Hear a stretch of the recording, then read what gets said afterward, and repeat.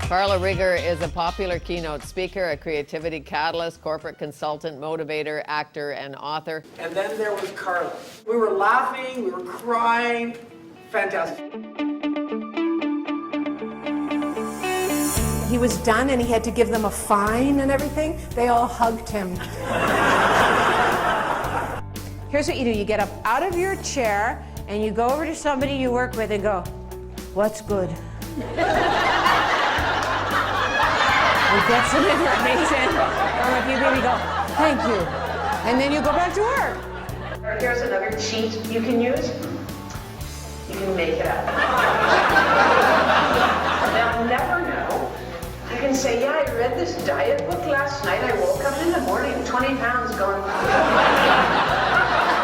Sorry, this is a true story. During the Cuban Missile Crisis, apparently it was such a tense interaction with the Russian and the American delegates, and they couldn't solve the issue. It was like maybe World War III, right? It was very intense.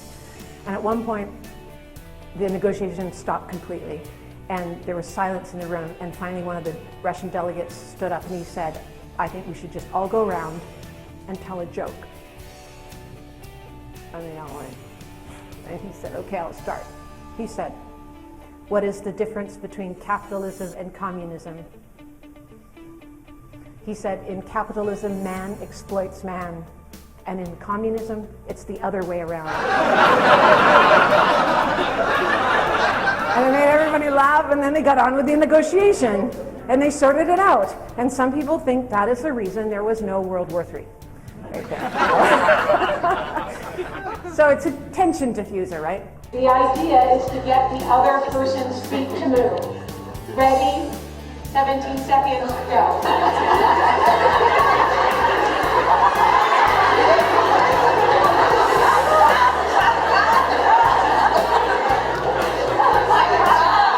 Put both hands in the air, just kind of stretch up a bit, and say these words very loudly and proudly. "I'm exhausted." Maybe you should reinvent your career and be governor of California or something like that.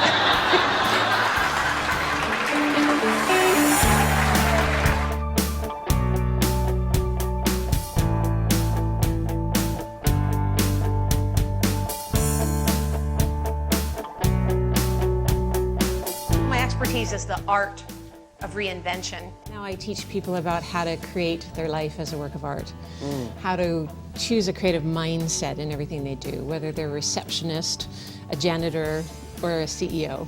You can't actually grow and learn as a leader unless you're making mistakes, unless you're stretching yourself.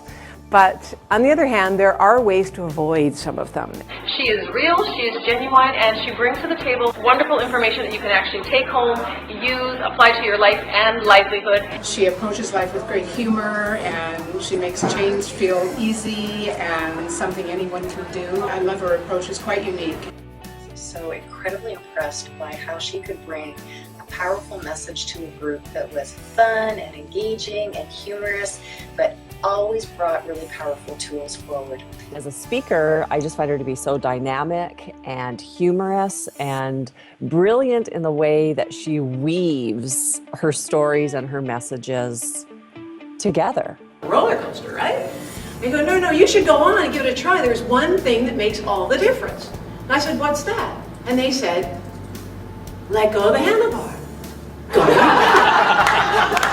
And I said, "I am not doing that. I am going to get sucked out of that thing. I'm going to fall 40 feet to my death. You've got to be kidding." They go, no, it really works. Trust us. It's great. It totally changes the whole run. So they buy me. They buy me a ticket. They put me in line for the front car, and then they leave me there.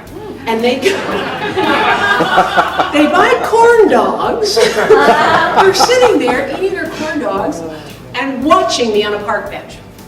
So I'm standing there in line. I'm in my little corporate business suit with all the 12-year-olds in the lineup, kind of, waiting for my turn, thinking, "Oh, this is so dumb. I'm not that afraid of a roller coaster. This shouldn't be too hard." really. And all of the cars would come out, the people in front would get in, it would take off, and I'd see, and they'd go down, and I'd hear these blood-curdling screams, and the whole cars would come back, and I swear to God, there'd be like 2 people missing. And I was starting to freak out. So the ride takes off, and it starts to go up the hill, and it makes that little sound. And my friends are down there going, 1,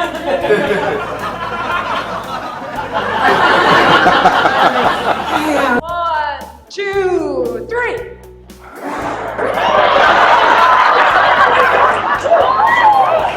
There is a structure to creating doubt and fear. There is a structure to creating faith and positive focus. We all have within us the creative side, but I think we all have a lot of fear about it, and our trick is to recapture that artist as an adult and put it into our life's work. And if we don't, that it becomes destructivity. You really have to keep seeing, am I being creative for creativity's sake, or am I doing it for a higher purpose, for the higher good? And I do a lot of surveying in organizations, and I often ask this question. I said, what do you think is the difference between someone in an organization who totally is happy and centered during a massive hurricane of change, as opposed to the person who gets freaked out because somebody moved the stapler from one end of the office to the other? And you know what it is, really? It's the little habits, the habits of letting go and presencing yourself so that you know what to do next.